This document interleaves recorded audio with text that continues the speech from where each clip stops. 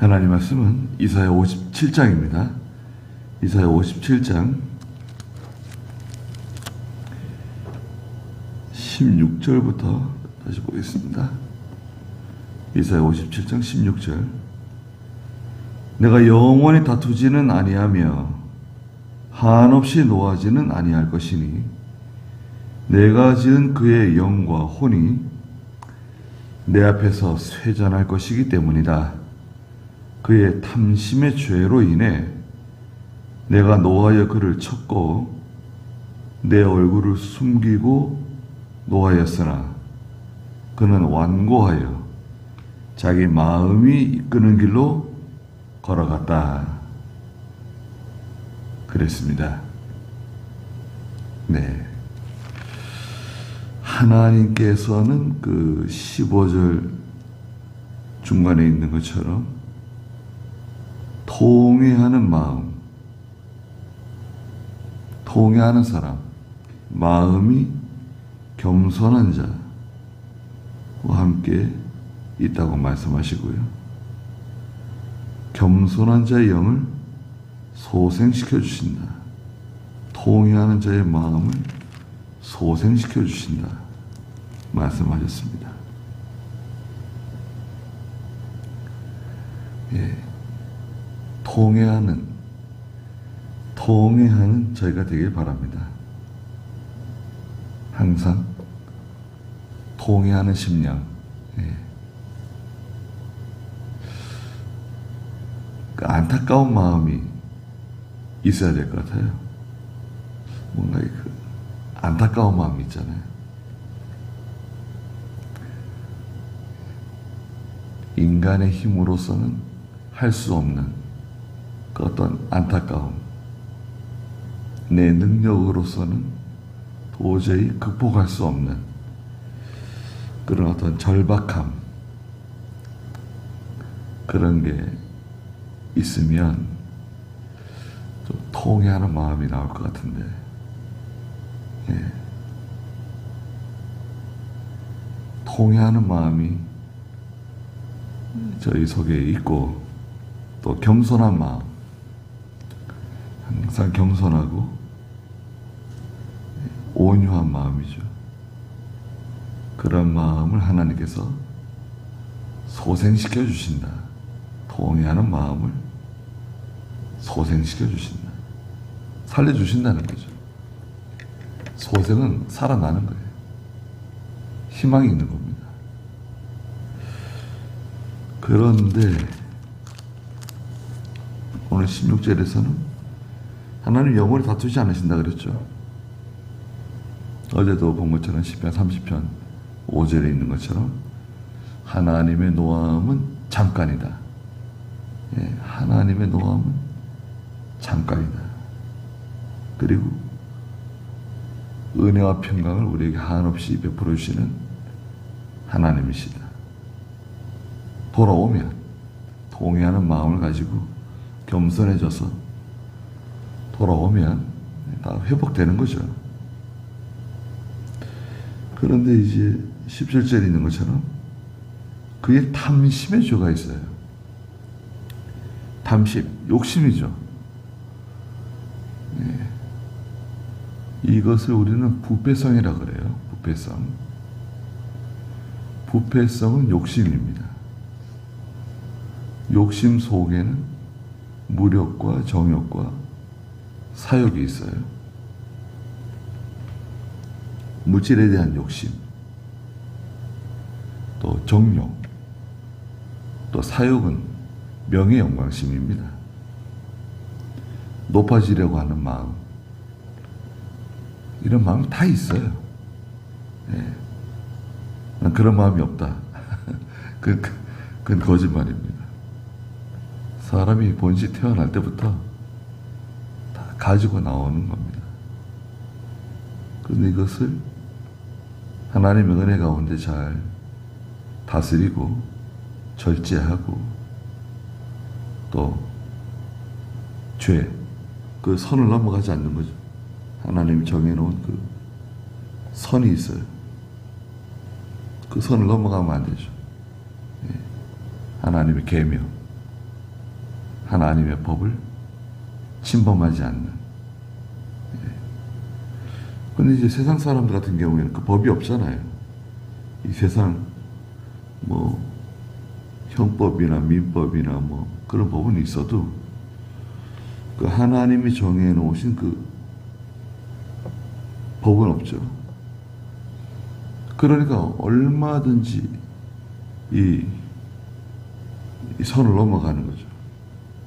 그 다 욕심으로 다 하는 거예요. 네. 무엇을 먹을까, 무엇을 마실까, 무슨 옷을 입을까 염려하고, 네.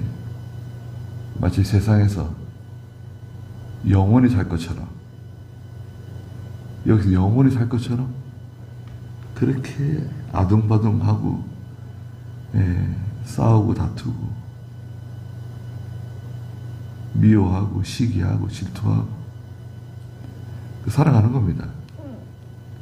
그게 이제 말하자면 여기 탐심의 죄예요. 탐심이 있으면 죄를 짓는 거고, 그 죄는 탐심 때문에 온 거예요. 욕심 때문에, 그 욕심 때문에 죄를 짓는다는 거 아니에요? 야고보서 1장에. 야고보 1장에 보시면 탐심이 죄를 짓게 한다는 거 아니에요? 1장 14절 읽으시겠어요?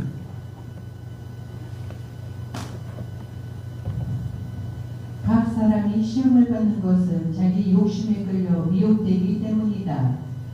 욕심이 잉태하면 죄를 낳고 죄가 장성하면 사망을 낳는다. 각 사람이 시험을 받는 것은 자기의 그 욕심에 끌리는 거예요. 끌림을 받는 거죠.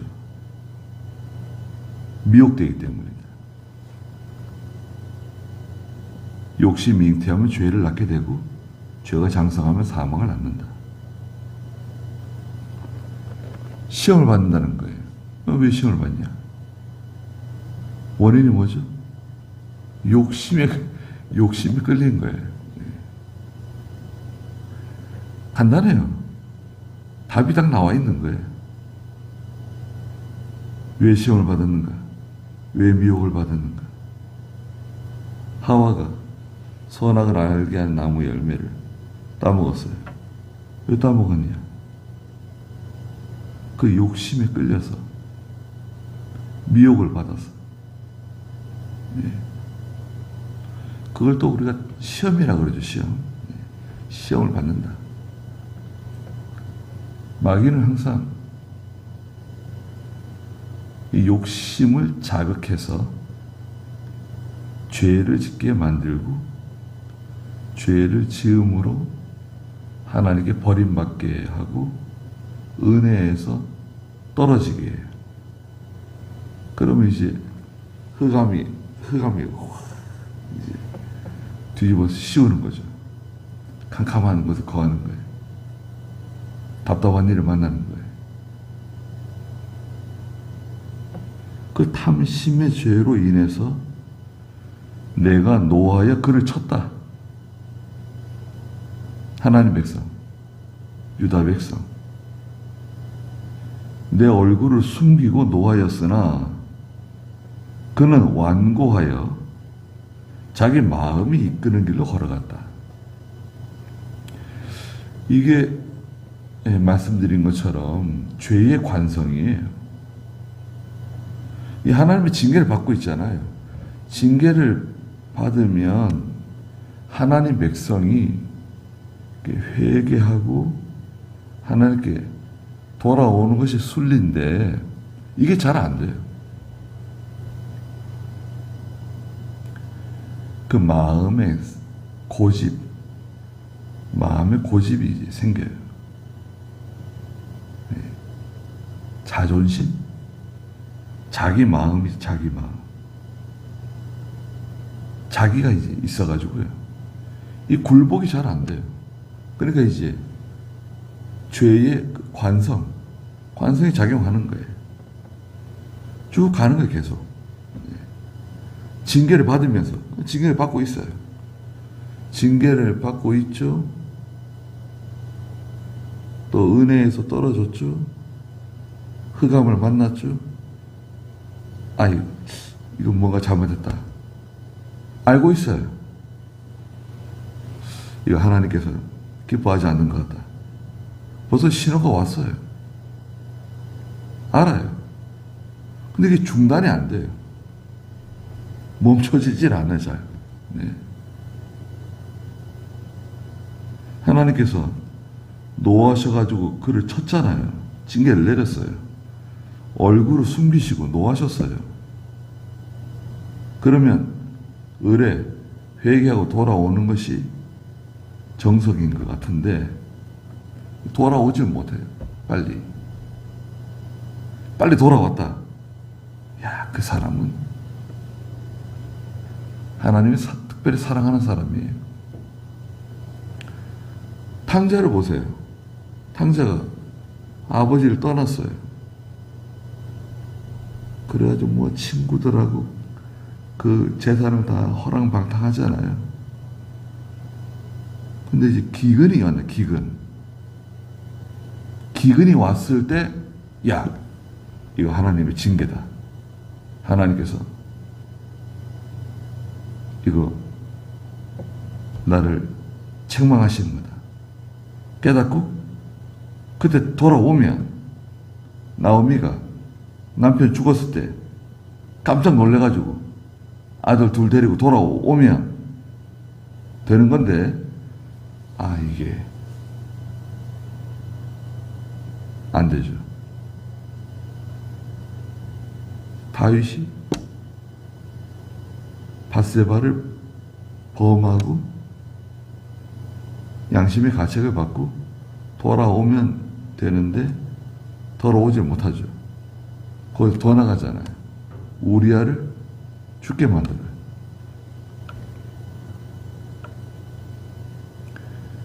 돌아온다. 그건 참, 그 사람은 하나님의 특별한 은혜를 받은 사람이에요.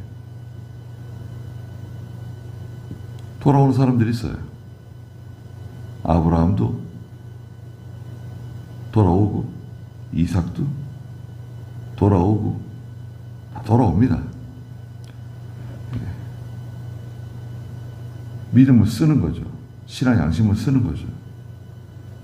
그러면 거기서 멈출 수 있어요. 돌아올 수 있습니다. 돌아오지 못하면 이제 한동안 쭉 가는 거예요. 계속 가면서 어떻게 되는 겁니까? 계속 매를 맞고 하나님의 징계를 받고 이런저런 어려운 일들을 자꾸 만나게 되죠. 하나님 그 사람을 사랑하기 때문에, 우리를 사랑하시니까 계속 이제 하나님이 간섭하세요. 문제가 생겨요. 이건 우연은 없어요.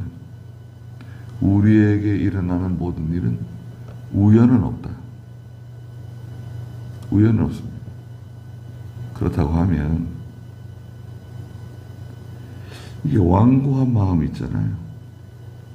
사무엘상 15장에서는 사무엘 선지자가 사울왕을 책망하면서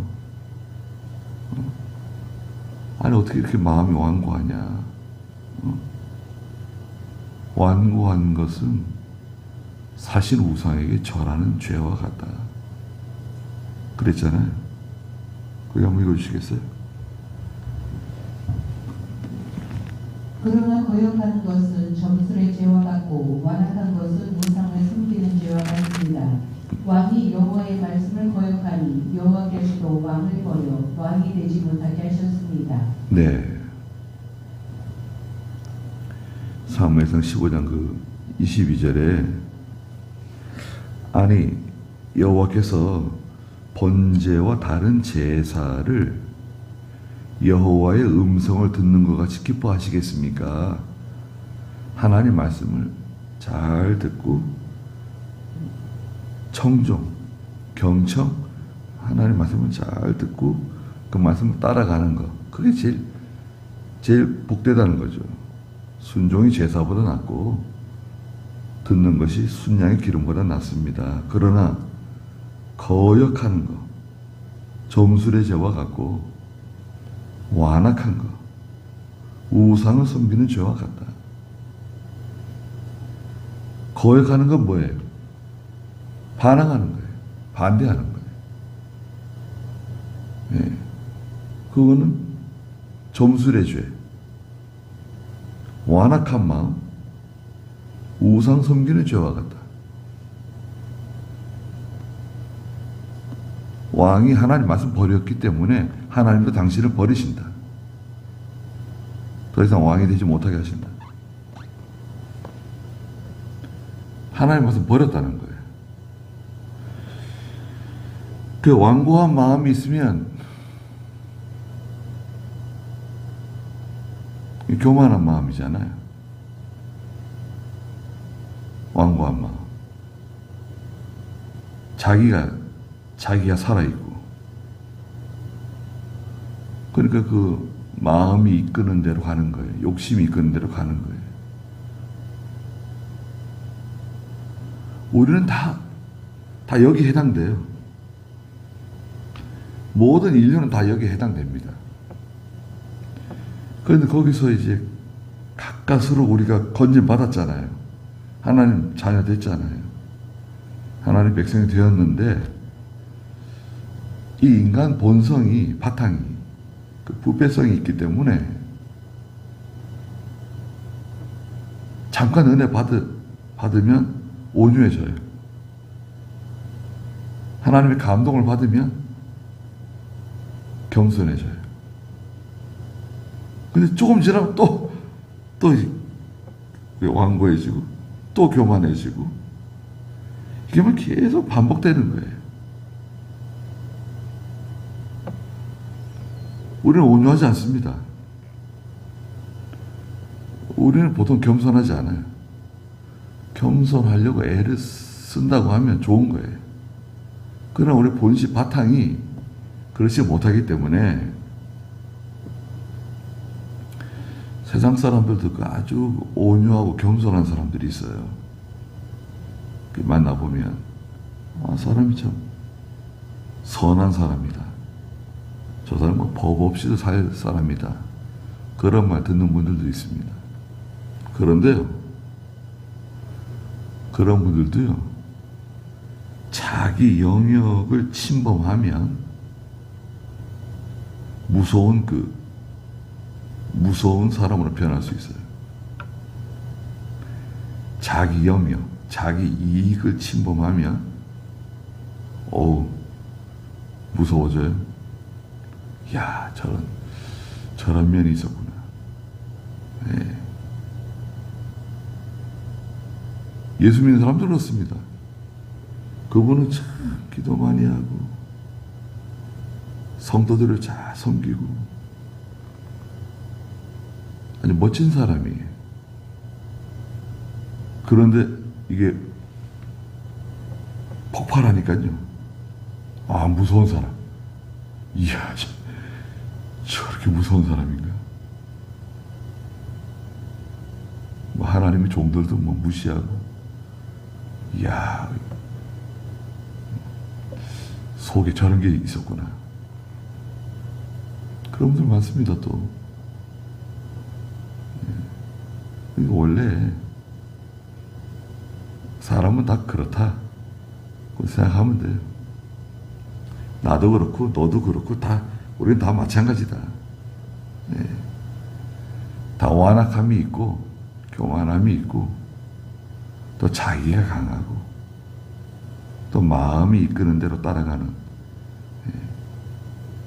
욕심의 이끌림을 받고 미혹을 받는 그런 저희들이에요. 그런데도 불구하고 하나님께서 우리를 계속 이렇게 은혜 받는 곳으로, 은혜의 처소로 이끄시고 또 감동을 주시고 또 성령의 인도와 주장을 받도록 자꾸 이렇게 설득하시잖아요. 감동을 주시잖아요. 네. 잘 순종해야 된다. 이 말씀 순종해야 된다. 이렇게 해야 된다. 이렇게 하는 것이 좋은 거다. 자꾸 설득하시고 또 이렇게 좀 인내, 작은 인내를 하도록 도와주세요. 예. 좀 참는 거죠. 예. 성질 부리지 않고 좀 참게 만들어요. 또 환란이 왔을 때, 고난이 왔을 때도 좀 이렇게 원래 잘 못 견디는데 좀 견딜 수 있게 이렇게 만들어 주세요. 네. 네. 피가 막 거꾸로 도는 것 같고, 네. 그럴 것 같아도 또 잘 참게 해주세요. 18절에 내가 그의 행위들을 보았다. 하나님께서 우리 행위를 보시고 그를 고쳐줄 것이며 내가 그를 인도하고 그와 그의 슬퍼하는 자들을 위로해 주신다는 거예요. 행위를 보셨어요. 하나님이 고쳐주신대 그거. 하나님이 감동을 주시고 또 적절한 징계도 주시고 고쳐주세요. 고친다는 게 참 좋은 거예요. 우리 뭐 기계 고장났다. 기술자가 와가지고 고쳤어요. 잘 돌아가요. 네. 별거 아닌 것 같은데 기술자가 오면 잘 고칩니다. 별거 아닌 것 같은데 작은 부속 갈아 끼우면 잘 돌아가요. 아, 저게 고장난 거구나. 금방 찾아냅니다. 하나님 우리 고쳐주세요. 고장난 거 고장났으니까 고쳐주시고 그리고 인도해 주신다잖아요. 내가 그를 인도해 준다. 이 마음을 이렇게 주장하시는 거예요. 우리의 마음이 가는 곳으로 몸이 가고 마음이 그것을 받아들여야 몸이 그것을 행해요. 순종을 해요. 순종은 마음이 그 말씀을 받아들인 거예요.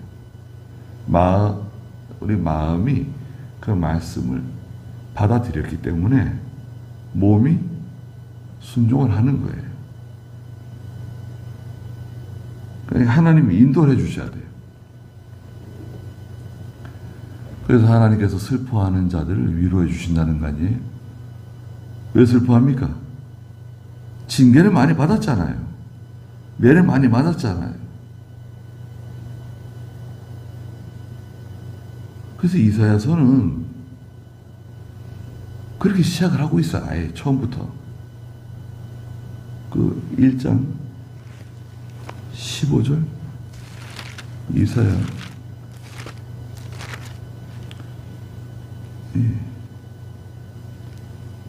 1장 5절입니다. 1장 5절. 너희는 왜 매를 더 맞으려고 계속하여 반역하느냐? 너희 온 머리는 병들었고 온 마음은 약해졌다. 발바닥부터 머리까지 성한 곳이 없으며 상처와 멍과 새로 맞은 자국뿐인데 그것들을 짜거나 싸매지 못하고 기름을 바르지도 못했다. 아니 왜 너희는 매를 더 맞으려고 계속 반역하느냐? 온 머리는 병들었고 마음은 약해지고 발바닥부터 머리까지 성한 곳이 없다. 상처와 멍, 새로 맞은 자국뿐이다. 또 그것을 짜거나 싸매지 못하고 기름을 바르지도 못했다. 이렇게 시작된 거예요. 지금 말씀 이사야서가. 유다 백성들. 그런데 다 슬퍼하고 하나님 위로를 받지 못했는데 하나님 위로해 주신다는 거 아니에요? 뭐 우상 섬기고 점수를 행하고 19절에 입술의 열매를 창조할 것이니 입술의 열매는 선지자의 예언이 성취된다는 거예요. 이루어진다는 거예요. 입술의 열매, 선지자가 하나님의 뜻대로 예언한 말씀들이 그대로 성취된다. 평안하라. 먼 곳에 있거나 가까운 곳에 있는 자들에게 평강이 있어라. 평강이 있어라. 내가 그를 고쳐줄 것이다. 여호와께서 말씀하신다. 하나님 말씀인데요. 평안하라 말씀하시면서 먼 곳에 있는 사람들, 가까운 곳에 있는 사람들 평강이 있을 것이다. 평강이 있을 것이다. 내가 고쳐줄 것이다. 먼 곳에 있는 사람은 누군가요? 에베소 2장 17절 18절 답이 있는데요. 먼 곳에 있는 사람. 에베소 2장 17절 보시자고요. 또 오셔서 먼 데 있는 너희에게 화평을 전하셨을 뿐 아니라 가까운 데 있는 자들에게도 화평을 전하셨다. 이는 그분으로 말미암아 우리들이 한 성령 안에서 아버지께 나아감을 얻게 하려는 것이다. 네, 먼 데 있는 사람은 이방 가운데 구원받은 성도들, 하나님 백성들, 먼 곳에 있는 사람들. 가까운 데 있는 사람들은 누구죠? 아직 이 유다 백성들, 아브라함의 혈통이라고 말하는 이 사람들, 먼 곳에 있는 사람이든 가까운 곳에 있는 사람이든 오시는 메시아를 믿고 구원받는 사람들에게 하나님이 큰 평강을 주시고 고쳐주신다는 거예요. 20절에 그러나 악인은 잠잠하지 못하며 요동하는 바다 같아서 진흙과 더러운 것을 솟구쳐 올린다. 내 하나님께서 말씀하시기를 악인에게는 평강이 없다 하셨다 그랬습니다. 악인은 잠잠하거나 고요할 수 없다는 거예요. 평강이 없다는 거예요. 이 말씀 48장 22절에 있는 말씀을 가져온 건데 악인에게는 평강이 없다. 지금도 마찬가지입니다.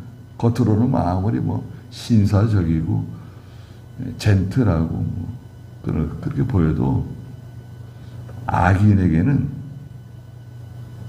그 마음 속에 평강이 없어요. 편안함이, 고요함이 없어요. 여러분, 성도가 평강이 없으면 어떻게 됩니까? 내가 심령 속에 평강이 없다. 그럼 첫째, 기도를 못해요. 평강이 없는 사람은 기도가 안 됩니다.